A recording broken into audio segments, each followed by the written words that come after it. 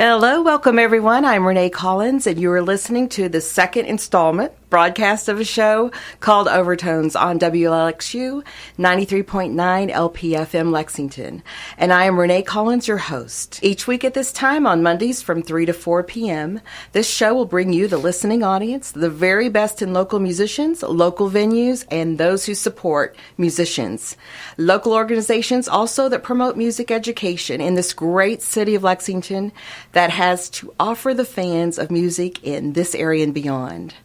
This song, as I mentioned last week, is the new theme song for Overtones, and it was performed by Brother Smith, who was a winner last night at the Lexington Music Awards for Best Pop Band. And that is one of our topics of the show today. Other topics we're going to talk about is Red Barn Recap, bringing you a rundown of the McLean Family Band's most exceptional performance last Wednesday on Red Barn Live. We will also talk about Red Barn Roundup, and we have Magnolia Boulevard. We have Ryan Allen and Greg Irwin from the band today to talk about their performance on the upcoming show. So last night, the Lexington Music Awards were held at the Lyric Theater with an all-star cast of performances and nominees and winners. And it was just a wonderful recognition for all of our local musicians, technicians, venues. And to break all of this down today, we have in the studio my, as we call in the business world, subject matter experts. So you all are SMEs this morning, SMEs. And we have, first of all, Matt Wickstrom to be a sidekick with me. And Matt is the host of a show that's on WLXU on Wednesday mornings from 9 to 10. The name of the show is Wicks Picks. Let's give a round of applause for Matt Wickstrom this morning. Thank you for having me. And also to break it down, we have the lovely Whitney Acke, who was a triple winner last night at the Lexington Music Awards. And I'm pretty sure if we would have had a red carpet competition, you would have won the fashion award. Oh, thank you. Your dress was thanks. absolutely beautiful. Everybody was raving about it in the audience. Just beautiful. And we have organizer and ceremony extraordinaire, David McLean. Let's give David a round of applause. I just want to say my dress was better than Whitney. It was. It was. The splash of green was a big hit. I really liked it. Also in the studio today, we have Vanessa Davis, who was a double nominee for Music Educator and Pop Act with us here. So we'll give him a round of applause. And then to kind of close it out, we have Greg Irwin and Ryan Allen, the guitarist and keyboardist for the great Magnolia Boulevard. By the way, winner of the rock category last night. Yeah. So wonderful. Let's give them a round of applause. So let's break down the Lexington Music Awards first. And Matt, you can chime in here wherever you want. Okay. We're going to talk about the talent. But first, let's talk to David McLean. And we also have Whitney chiming in here as well. So David is quite the industrious person. And before you talk about the Lexington Music Awards, would you mind breaking down for us all of the many things that your life is about and what it represents outside of the Lexington Music Awards this morning? Outside of the Lexington Music Awards. Well, we have Skinny Devil Music Lab is kind of the umbrella for all the various Skinny Devil projects, like Skinny Devil booking. We book a lot of different shows and whatnot, and even including the spinoff from the Lexington Music Awards, LexiFest concert series and LexiFest Festival. We have the Academy of Guitar. We have just I don't know. I could talk all day. We just you really could. We just do all sorts of things, trying to provide lots of opportunities for musicians and whatnot. And of course, I record and perform and back up other artists and all that kind of wonderful stuff too. So. Well, we're the wonderful beneficiaries of your talent, David. Well, and we're just very, very appreciative of all you do for the community. Just trying to do my part, trying to keep up. Well, Matt, you kind of saw the nominees list, and what is your kind of take on what you observed from the people that were nominated, and how do you think that contributes to the wonderful music scene that you write about quite often in Lexington? Well, I think I was excited to see a very diverse list of nominees. Both a lot of bands I'm very familiar with and a lot that I could use some getting more familiar with myself. But it's always nice to see a slice of every part of Lexington's music scene, which just seems to be growing by the day.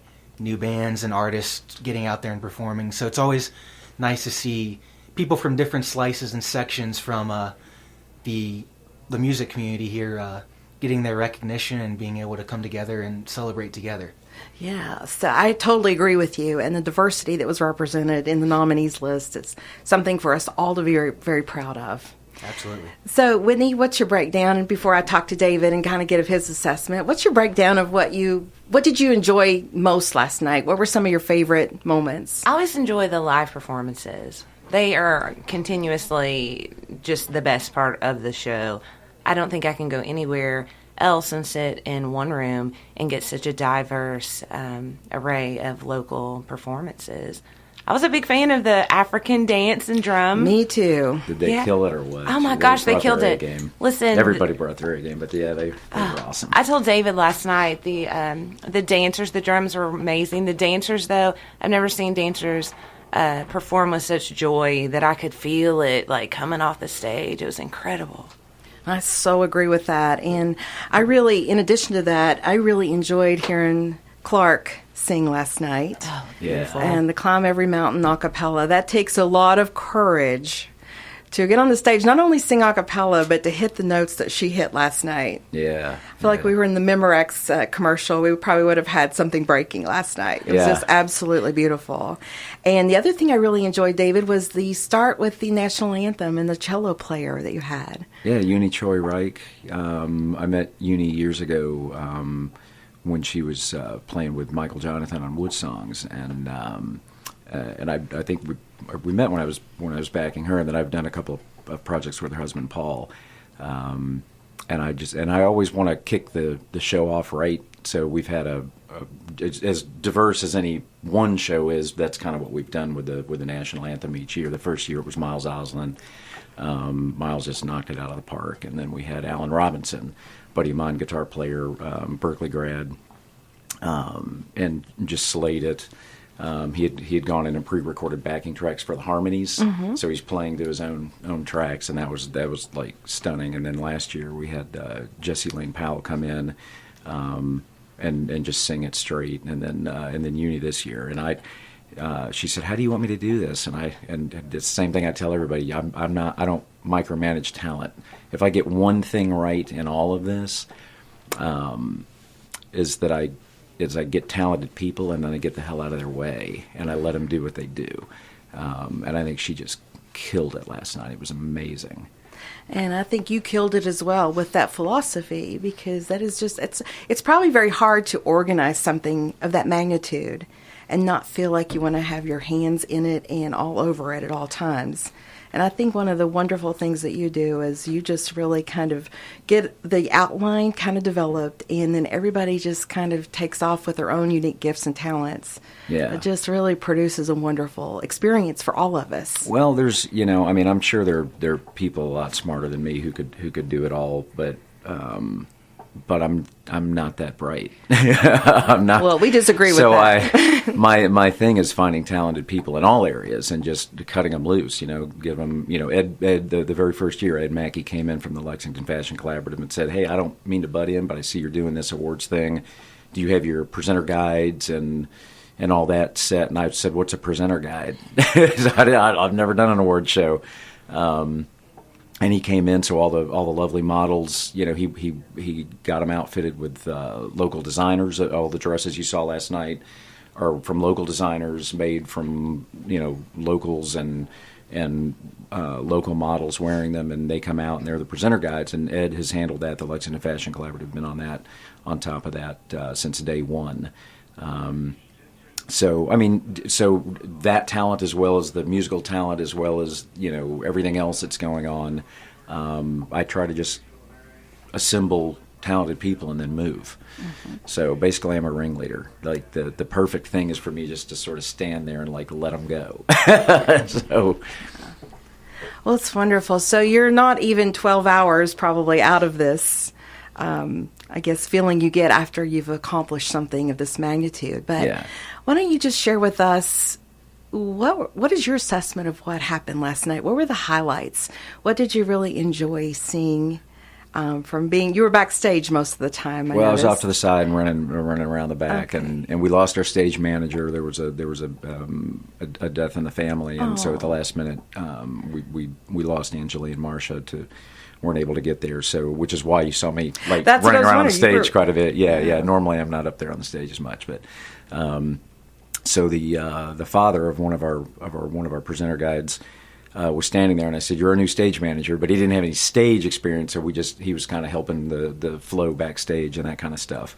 But as far as highlights, you're asking the wrong person there, because I work real hard on the diversity of the music performances, and hard on a lot of other. So to me, I'm just, there's too much of it going on, and everybody brought their A game. All of it was a highlight to me. There was nobody fell down anywhere, and it was all fantastic.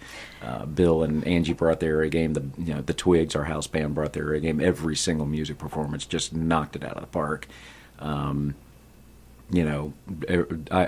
never have to talk about the community aspect anymore. Because, whether it was Gail Winters or Trip Bratton or DeBron Thomas or everybody who was going up was talking about, Miles Isles, and everybody was getting up talking about community and whatnot. I think Whitney said a little bit about that too, as a matter of fact, if I recall. Just so everybody's talking about the strength of the local music scene. So all that, I was just like beaming the whole time. You had a smile on your face. I had a smile on my face the whole time. All of it, the Lifetime Achievement. Speak to that if you don't mind. Can you go over those names and kind of give us your perspective on what that meant to you to have those people represented last night? That means the world to me. There's a lot of reasons. I had a lot of reasons for even doing this thing to begin with, but the Lifetime Achievement part was never one of them when I started it. I just thought, well, that's probably something, but I tell you what, since day one, that has been a very moving part of the event for me. I didn't anticipate that. I just thought it would be good to honor people who'd been around for a long time, and there hadn't been any kind of awards program, so there was no. They had recognition during their careers, of course, but sometimes it's nice to get that peer and community recognition, and so that part from day one has blown me away unexpectedly, but it's really moved me very, very much so.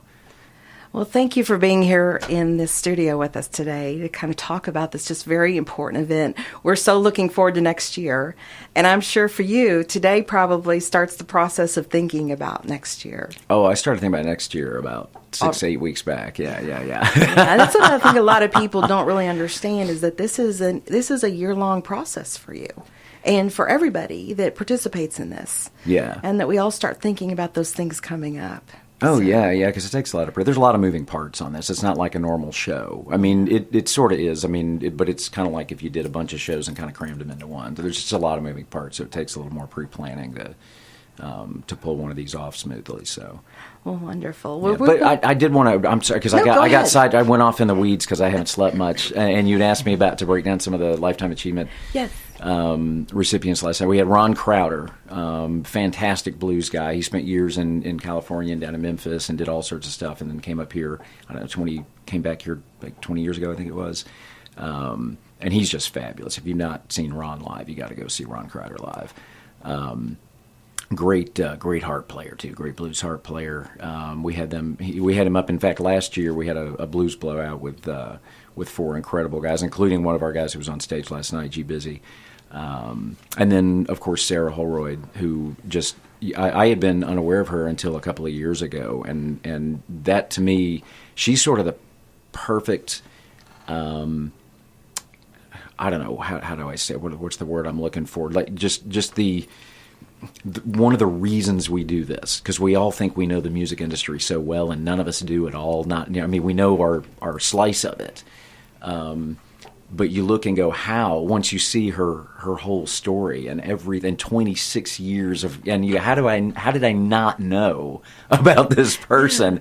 And every time you turn a page, you're learning more about what she's done. I'm not even going to attempt to list everything that she's done here, but to me, she was kind of the perfect summation of that, because it's like, if you're saying who is that, then it kind of proves the point that none of us have a a grasp on how deep and rich this music community truly is. And just to kind of piggyback on that, Sure. I think one of those reasons is when she did retire from music education at the University of Kentucky, she went right into nursing. Yeah, she did a few years And over so, at UK, yeah, was it? Yeah. Yeah, so she became a nurse, and so there was that other gap. Yeah, that probably just a more quieter type of career that doesn't get a lot of applause. You're not on stage. Sure. But she really combined the qualities of music and how they can heal patients. And I thought that was a very just a wonderful thing about her. So, Yeah. And then you can continue with the other one. Oh, sure, yeah. And then T.D. Young, and I was so thrilled about T.D. because T.D. has won the Blues Award every year. He's owned his own club for decades. He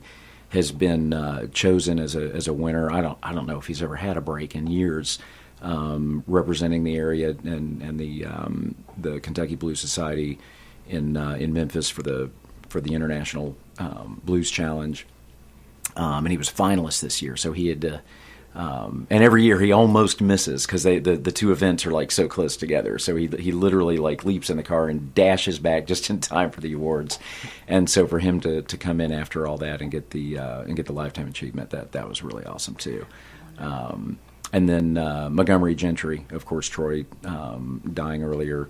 Last year now. I think it was back in September, if I'm not mistaken. So it really kind of fresh, and that was really great that his daughter could get down to accept the award on his behalf and say a few words. That was a special moment too. So. Yeah, very special moment hearing "This Is My Town" played by the Twiggenberries last night. During their tribute. Yeah, that was awesome. Well, thank you so much for being with us here today. And I'd like everybody here to give David a round of applause for what he's done for this community. And we're going to be back after these messages, and you'll be able to hear a selection from pop winner Brother Smith right after these messages.